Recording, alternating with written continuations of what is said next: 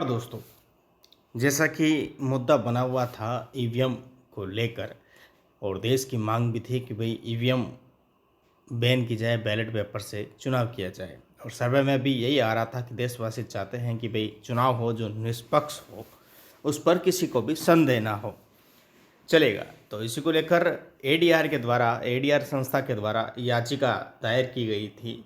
तो supreme court ने चुनाव आयोग से जवाब मांगा था कि भाई क्यों ना मतदाता की विश्वसनीयता के लिए और निष्पक्ष चुनाव के लिए जो वीवीपैट की जो पर्ची निकलती है वो मतदाता को दी जाए और बॉक्स में डाली जाए, फिर ईवीएम और वीवीपैट से उन पर्चियों से मिलान की जाए।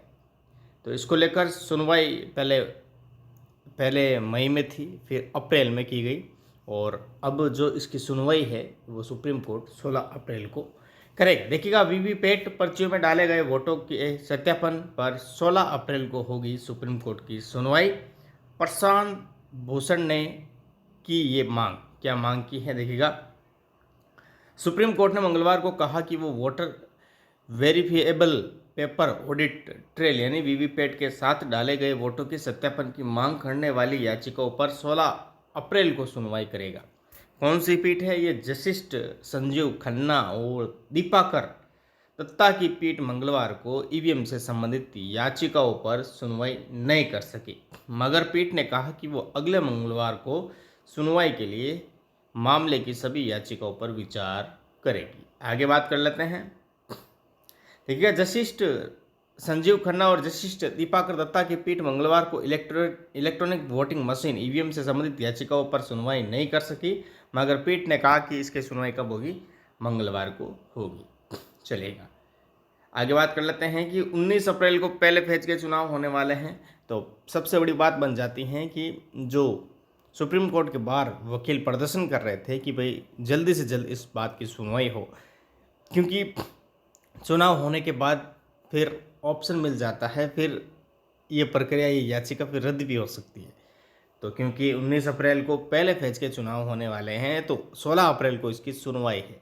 अब देखना ये बनता है कि फैसला किस ओर आता है। आपका क्या विचार है? आप क्या चाहते हैं कि भाई वीवीपैट की जो पर्ची है वो मतदाता को दी जाए और ईवीएम से उसकी जांच की जाए, क्रॉस वोटिंग जांच की जाए? ठीक है, तो आप क्या यही चाहते हैं या नहीं चाहते हैं कि मतदाताओं का विश्वास बना रहे?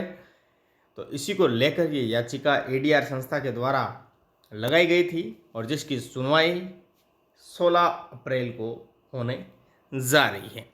देखिएगा, वरिष्ठ वकील प्रशांत भूषण ने इस मामले में शीर्ष कोर्ट से तत्काल सुनवाई की मांग की थी, जिसके बाद कोर्ट ने 3 अप्रैल को कहा था कि वो अन्य मामलों के साथ NGO association of for democratic reforms द्वारा दायर याचिकाओं पर अगले हफ्ते सुनवाई करेगा।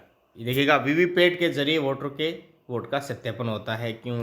पर्ची दिखती है तो पर्ची निकलती है जिसे मतदाता देख सकता है, वहीं इसे सीलबंद लिफाफे में रखा जाता है। विवाद की स्थिति में इसे खोला जा सकता है।